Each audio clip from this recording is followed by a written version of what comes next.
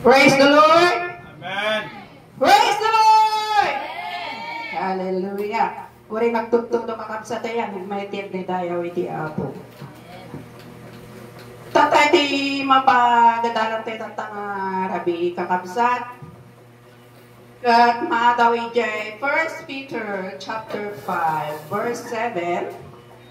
Kasi di panagkuna na, give all your worries to Him because He cares for you. Itagalog ko na inyong ipagkatiwala sa Kanya ang lahat ng inyong kabalisahan sapagkat kayo'y pinagmamalasakit niya. Amen. But title ko dahil mensahe ko dahil Arabic kakabsat is bad news or bad things. Ibig sabihin kakabsat nung kuna nga bad news, something wrong.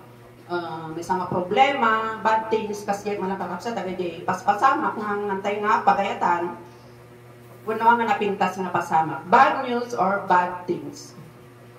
Sino ti problema na, tatang rabi. Ada ka di kakabsat?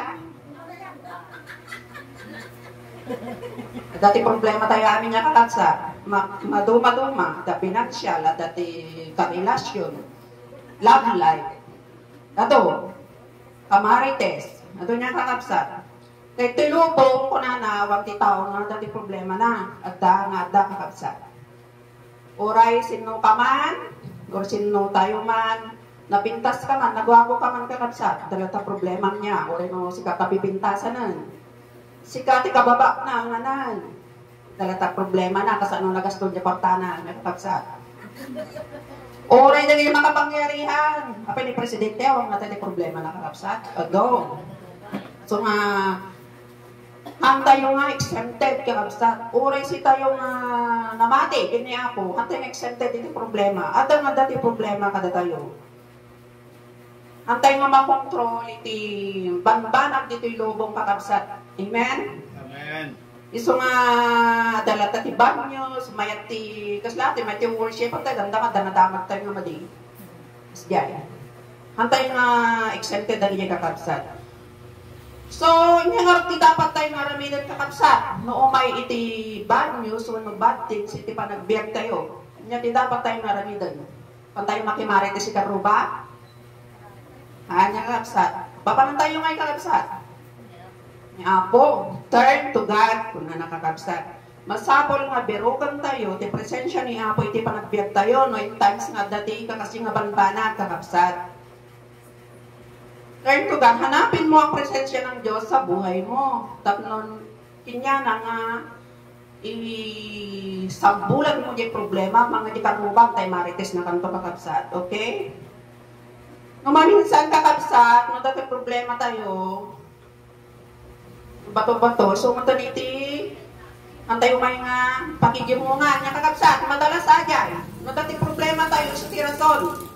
At pangpayusan niya kas jay, ununaan tayo yung problema tayo ngayusan kaysa jay, panagtay tayo. Madalas, ginagawa natin dahilan yung bad news or bad things na yan para tayo lumiban sa church. Tamatgag sumamba at makihalubilo sa mga kasama mo sa pananampalataya mo. Ajay iti, post na dagay nga bad news, iti biyag tayo kakabsat. Kaya, dapat hanapin natin ang presensya ng Diyos tuwing may bad news sa buhay natin. Huwag ka lang lalapit kung kayo nangangailangan makakabsat. So, niya kunana niya nga, place Him in top of everything. Uray niya nga aldaw kakabsat, seek Him every day in your life. Hanlang ito nung naong kwarta, hanlang ito nung problema, kakabsat, saan ito nung malagip niya ako.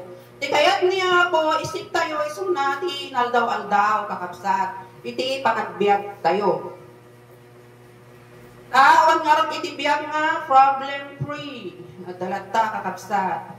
Gatnohan tayo nga matakasan ating nga problem, di panagbiag tayo, di sangun tayo lang kakabsat niya, hamo nga tartakayan, takamatin na kadayang kakabsat. So nga sangwag, makigubat ka iti problema at noon malpas. Pero maminsan kada tayo kakabsat, Sangsangwan tayo iti problema in our own way. At yung sarili tayo nga pamamaraan. Malipatan tayo, kakabsat. Our own way, sa sarili nating pamamaraan, nilulutas ang mga problema. Nakakalimutan natin na may isang Diyos na pwede nating malapitan. In the middle of bad news, bad things, dapat lagi-lagi po tayo. You must remember who your God is. Amen. Laglagi po mga dati Diyos mo nga pagserseber niya kung mula mga tutugaw ta kakapsat. Ito nga ta problema kumaring musuka. Apang kada di jay kakapsat nga namati niya ti may advice na kanyang kakapsat. Saan nga napintas? Iso nga in the middle of the bad news or bad things in your life, remember who your God is. Laglagi pa nga kankanay na sa sino ni Apo, Diyos ni tabiyag mo, kunyaman ti problema, italak mo amin, iti ako. Katalgadam, tapak mati, iti ako kakapsat. Nya ko na di Philippians, chapter 4, verse 13 kakapsat, tapnon pumiksa tayo nga sumarangat, dagiti problema, ti panagbiang niya ko na kaya kong harapin ang kahit anong kalagayan sa pamamagitan ng tulong ni Kristo. Amen. Na nagpapakatag sa akin. Amen. Dumamot din si tulong ni Kristo, kakabsat, hanga ni Karuba nga Marites. Tawag ti may tulong ng kakabsat. Ni Apo Diyos lang ti, masigdan tayo. Amen? Amen. Han mo nga itulong, nadiktaan ti problema, dahil tapang matim iti Apo, ito nagka-problema kan, pati di pang matim kini Apo, di pa nagservim ti Apo, apektado. Ako na ibibiyag sa nangyaman ti kasapulan tayo. Number 2, He is a provider. He is a promise keeper. Amen. So, kung hindi mo masusolusyonan yung problema mo kapatid, pero kayang-kayang solusyonan yan ng ating Diyos. Amen? So, when bad news or bad things comes, number 3, anong gagawin natin? Stand still. Be at peace. Tatag-peace tayo kakapsat. Nauntisahan kayo. Kakaring puso tayo niya kakapsat. Sabi niya, stand still, be at peace.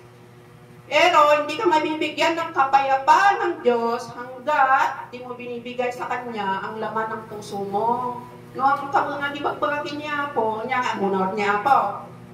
Yung ibaga kaakararag ka kakapsat, ikwang kiniapo. Hindi ko na naging Matthew 11:28 kakapsat.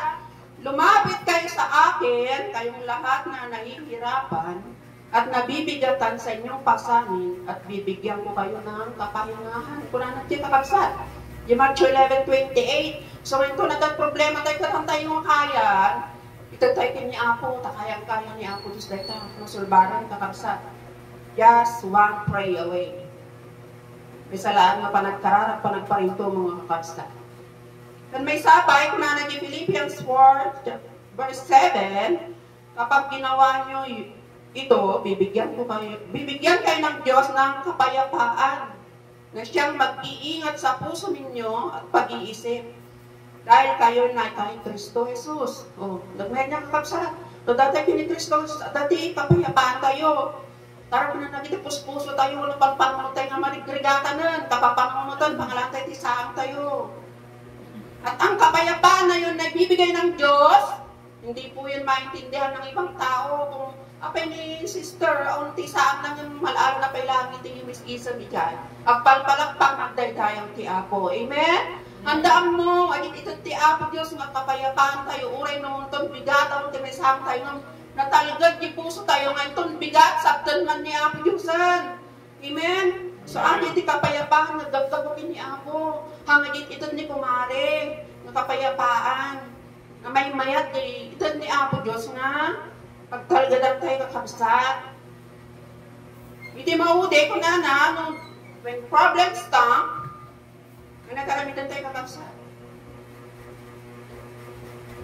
When bad news or bad things come, number 4, give thanks to the Lord. Nung sino ay kakabsat ng problema na malo na pinagtatagpasalamat, kakabsat, sige kayo kakabsat. The problema yun, yaman kayo nga tama. Mag-alay yung pinagtatagpasalamat di ako kakabsat. Amen? Haramidan tayo ay kakapsat in the middle of bad news or bad things in our life. We must give thanks to the Lord. Kauray no hanpay na solusyonan na ita kakabsat problema. Agpasalamat ka ni ti Apo, kakabsat. Kunana yung Philippians chapter 4 verse 6, huwag kayong mag-alala sa anumang bagay. Sa halip, ilapit sa Diyos ang lahat ng pangangailangan ninyo sa pamamagitan ng panalangin.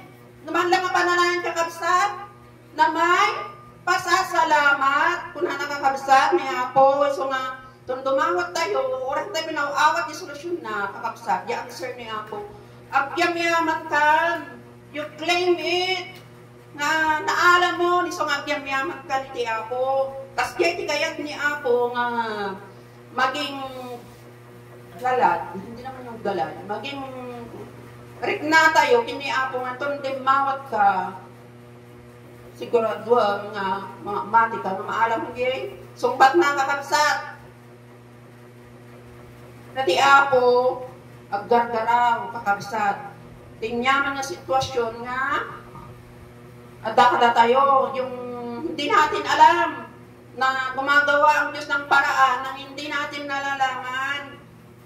Tapos lady, nangyari kakabsat ijay kulungan, di Acts, ni Silas, ni Pablo, kayo. Amen.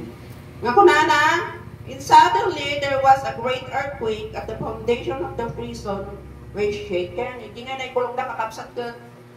Naikulong da nga, nagdaydayaw dalata, kasi tayo nga kakabsat, may kulong pag daydayaw pa kayo kakabsat. Anan, hindi mo ako dararamitan niya, isang sakit ka tang papasulam aming nakatubang. Napin nga naikulong ka. Kasi tayo kung makakabsat, no, dati problema tayo.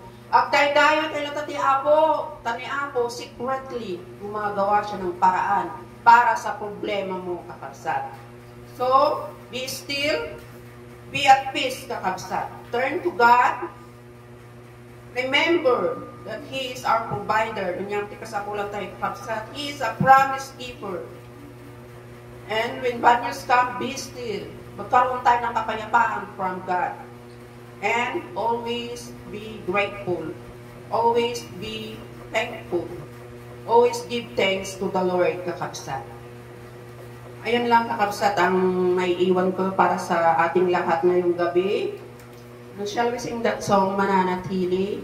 So kung may kararag kitunggal, may sakda tayo dito nga rabi, nga ti Diyos lang iti, mabalintay nga pagkalkan when bad news or bad things come in our life.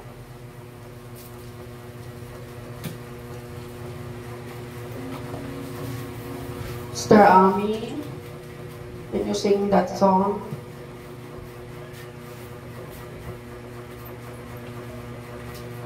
Okay, Tagalog na lang.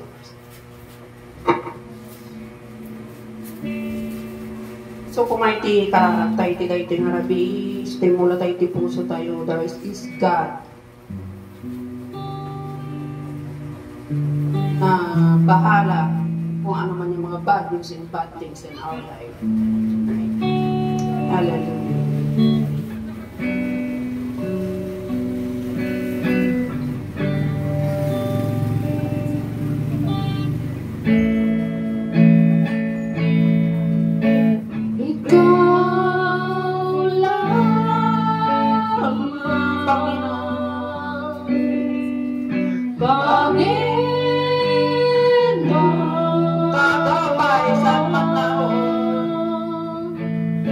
God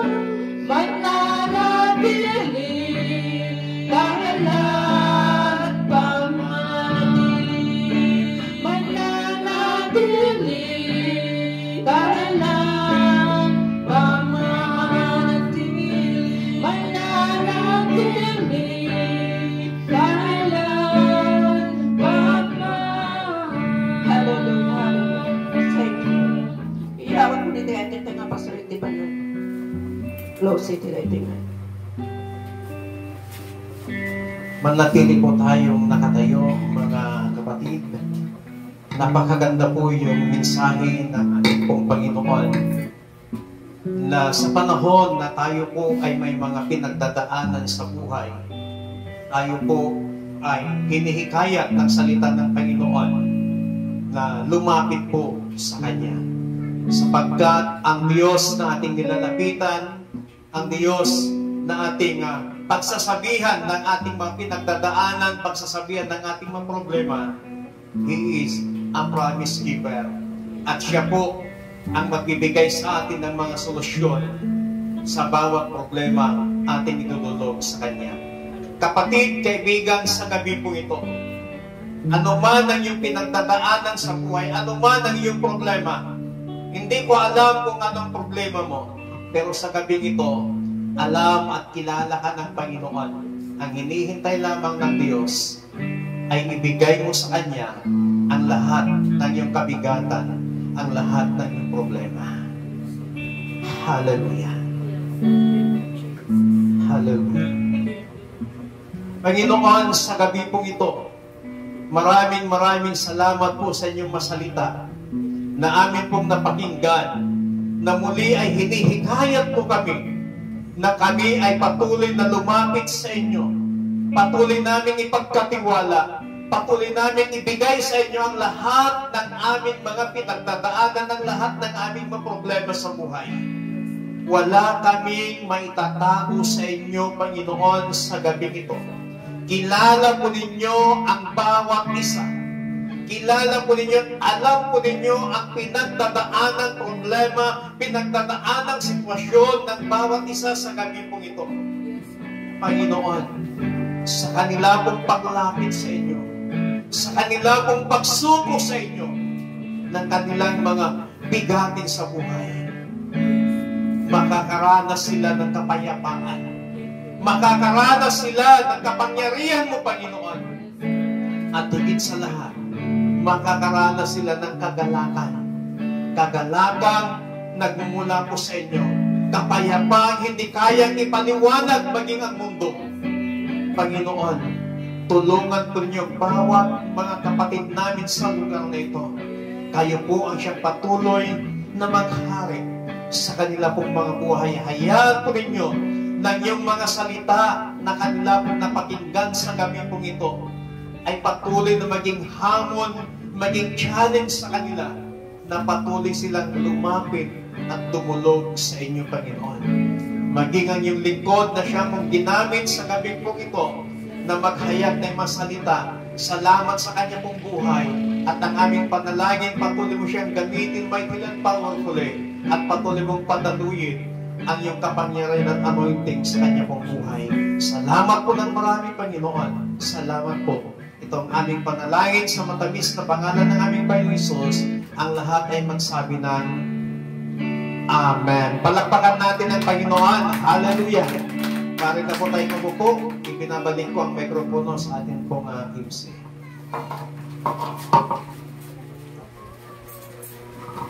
Salamat.